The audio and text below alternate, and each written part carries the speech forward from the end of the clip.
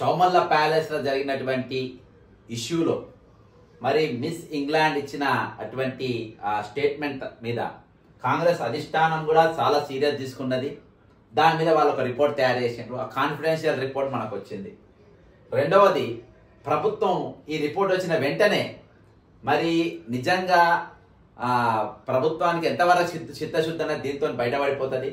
మరి miss Maggi చేసినటువంటి ఆరోపణల పైన నిజ నిర్ధారణ కోసం అని చెప్పేసి women safety DGP director general of police మరి శిఖా గోయల్ గారిని దీనికి ఇన్ఛార్జ్గా వేసింది కమిటీకి.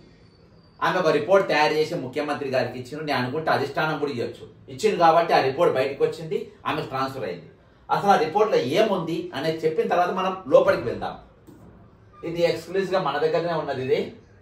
ఇది preliminary report allegations related to miss world event in Hyderabad. నిన్నటి డేట్న ఇది రెండు సంఘటనలు నిన్ననే జరిగినాయి. నిన్నటి రెండు వస్తాయి మీ దగ్గరకు ఒకసారి చూడండి.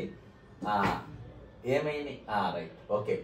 Preliminary allegation related to Miss World event in Hyderabad, dated 4th June 2025. Source: All India Congress Communications Committee, Communication, Delhi. Background: the Telangana government recently hosted the prestigious Miss World event in Hyderabad as part of its cultural and international outreach initiatives. However, the event has been marred by controversy following serious allegations made by one of the international participants, Miss England. Incident summary: a female contestant from England abruptly exited the Miss World event midway and returned to her country. In her statement to the media and on social platforms, she alleged that she was made to feel like a prostitute during her time in Hyderabad. ఆమె నన్ను ఒక వేశ్యలుగా చూసిండ్రు అనేది కూడా all India Congress committee అందులో పేర్కొన్నది. These allegations have triggered a political and administrative uproar, especially in the backdrop of the event being government sponsored. Individuals named in allegations. Okay.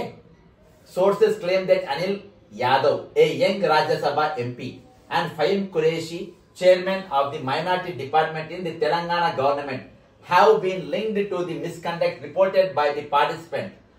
Both individuals are known to have close association with the administrative and political establishment. Okay.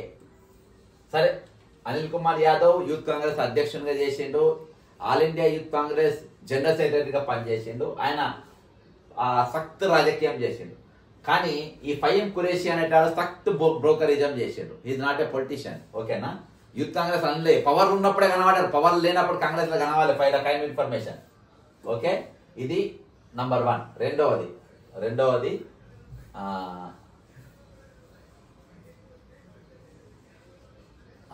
Okay, ఇది page number 2. ఇది page number 2 ఏంటంటే political reactions ఏంటంటే leaders from both BJP and BRS have strongly condemn the incident. వాస్తవానికి ఇది అబద్ధం, ఇది ఒక్కటే అబద్ధం. వాళ్ళ రిపోర్ట్ లా బీఆర్ఎస్ మాట్లాడలేదు, దీనిపైన బీజేపీ కూడా మాట్లాడలేదు. Condemn the incident, pointing fingers at the aforementioned individuals and calling for a thorough impartial investigation. BJP has not claimed this. BJP have not condemned this issue. BJP has not opened this mouth up till date. Escalation of complaints.